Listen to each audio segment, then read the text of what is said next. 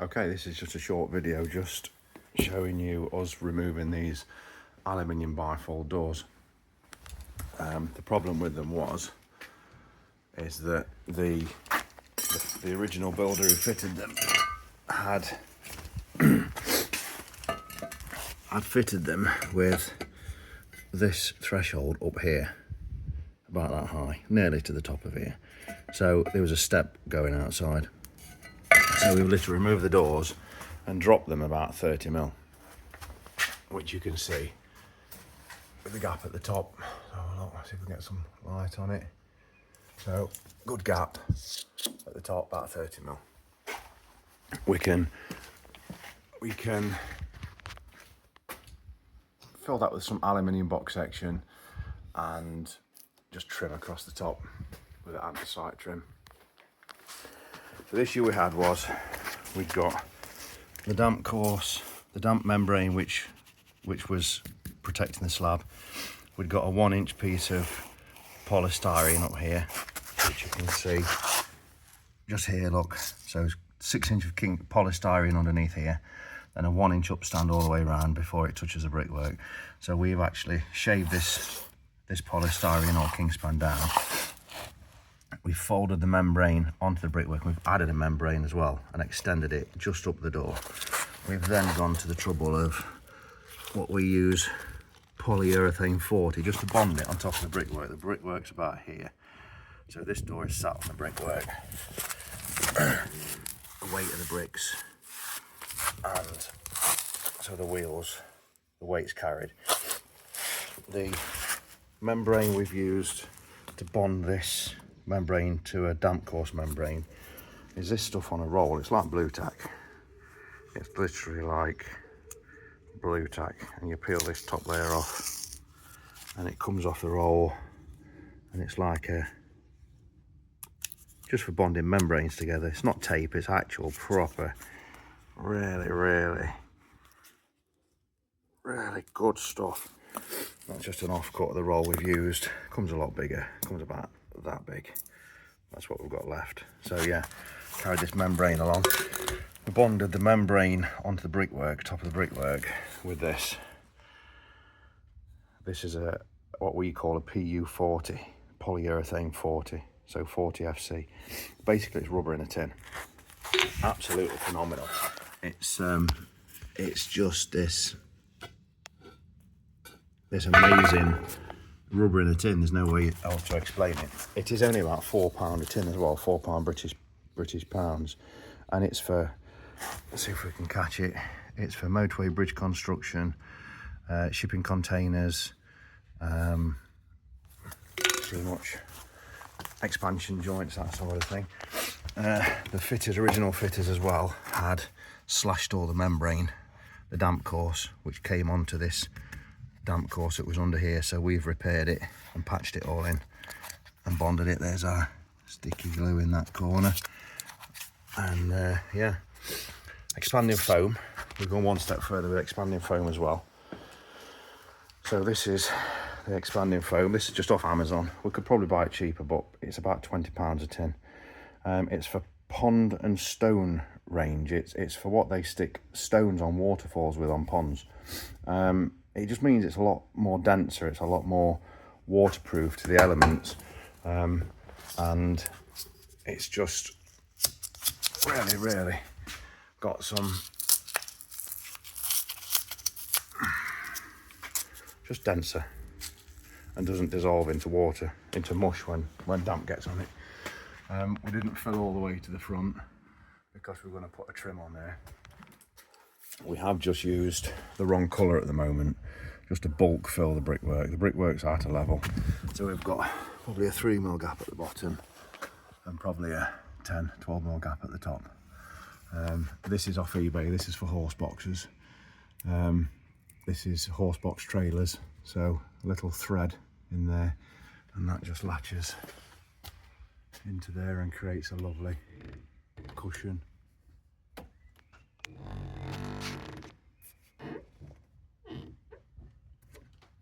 For that to drop into. That works well. We packed up about 12mm we've laser leveled this dead level across the top, so the laser is just touching this, what the wheel sits on. Gonna need one of these. We use it all the time for this sort of work. That's the original one. Little pointing tool, about 12mm on the end, that is. And then we just grind one down to suit each job, really. This is an old one, and it lets us get fully under there and push it all the way to the back, all the way through. So this is solid gobbo all the way underneath. It's absolute solid, level, and gets us a nice solid track for the doors to slide on. So yeah, that's there's also a problem we had was the doors are bigger than the brickwork opening, and they've fitted the doors from the inside, so the doors actually extend through to about here. So we was expecting taking the doors out and refitting them, we couldn't, so we ended up having to chop the revealer plaster off, move the doors this way, do our work, cut our brickwork, and then push the doors back and drop them back on, so they lower down. So now we've got this floor which goes through now, and about 3 or 4mm there, look. So when we've got a floor covering on, which I think we've got a sample. So this is some samples. This is Corndine or Camaro or Polyfloor, 2mm thick, 3mm thick. So I think we should be, after some glue, we should be leaving about a little tiny little gap or nothing, and maybe a little bead of silicone there. So that should work out nice.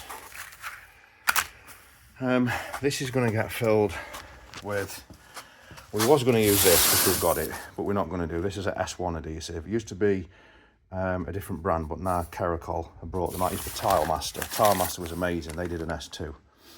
This is a 2 rating, but only an S1. So S1 is normal flexibility. S2 is super flexibility, which is underfloor heating, tiling onto aluminium, tiling onto polystyrene, that sort of thing. So we're going to pick a bag of S2 up today, and we're going to bond all this up with S2. Then we've purchased this board, which is a Jacko board, which is basically like a plasterboard, but like a concrete and a mesh finish on the face, with a foam in the middle, and again a concrete mesh on the back. So that is for tiling, but it's super durable. You've got to give it some right pressure to break that. And with all the tile adhesive layers, I think we can build this up here. I think we can build it across. We'll build it up there, tile adhesive, and keep building it up just so it's about 10mm underneath the surface, and finish it off with a S2 tile adhesive as well. So that will give lots of flexibility with the sun on the doors. Shouldn't move, but with the expansion of the slab, sun on the doors, and I think that will create a non-crack situation all the way across there. And then this can be patched up. The doors were so small for the block work that we've ended up going a lat all the way through and fixing to a lat, and it's worked out pretty good as well. We'll pull the lat back slightly so the lat's not touching the brickwork. So the brickwork is about here on the outside, and the block work's about here. So we've had to grind that down, look, just to fit, get it all perfect. It's worked out very well.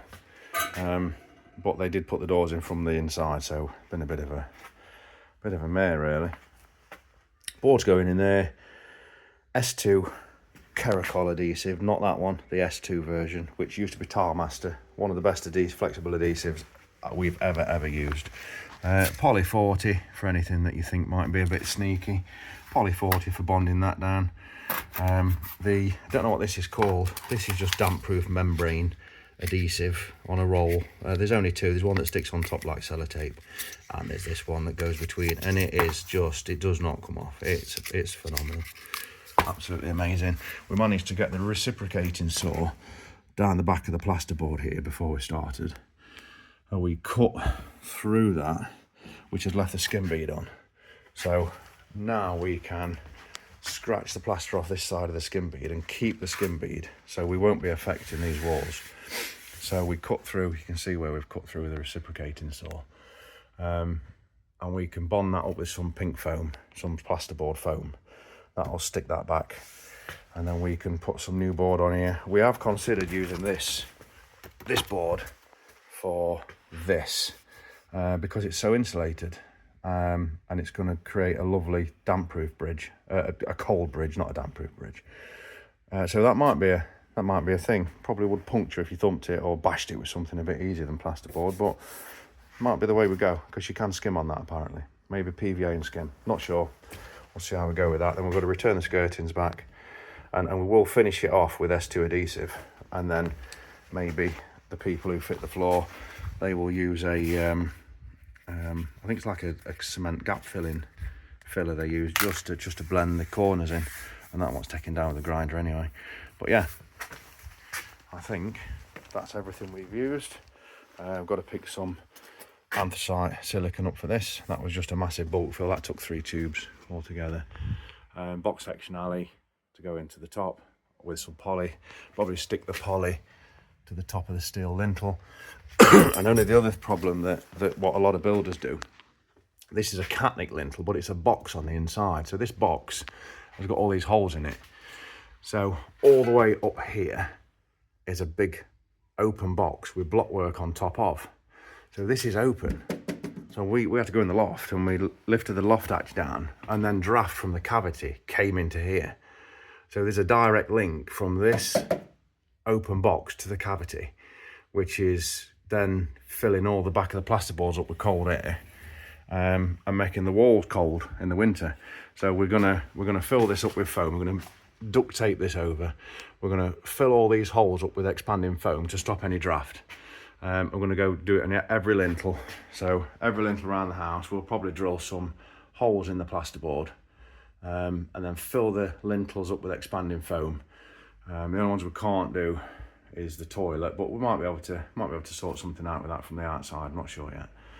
Yeah, we're going to fill them up for the customer and then patch the holes up. Maybe we might be lucky being able to take the rail down and do it from behind the rail, so that might be an option. But then we can stop the walls from being cold in the winter. So that's a big common mistake that all builders make on new builds. This is a 5-year-old property, and it's literally, they've got this open box on catnic lintels with a box. The draft comes at the cavity into the box and fills all the plasterboards up with cold air. The draft's a good thing, I suppose, from damp and moisture, but it's also not very good in the winter. So I think there's enough draft in houses anyway, so we are going to fill these up. I think we should be fine. It comes with a rubbish piece of polystyrene in it about there, but then all this is open. So we'll see how we go. That's it. So that's everything. Level, cemented up. People say don't use cement because it shrinks. It's going to shrink very minimal. We didn't mix it wet through, so that's not going to shrink at all. We did have it packed here and in the corners while we pointed all this up. And then the next morning we removed the packers and then pointed those bits up as well. It's going nowhere. It'll last forever as long as the doors last. With straps onto the frame and screwed through the frame as well. Normal screws this time because we're on a bit of a rubbish block, but we went through 5-inch screws through the wood into the block on the angle slightly to catch this block, so we're not popping the edge of the block off where it meets the brickwork. So yeah, good job, nice clean up, plaster, and away we go. Better than it was fitted before, I think.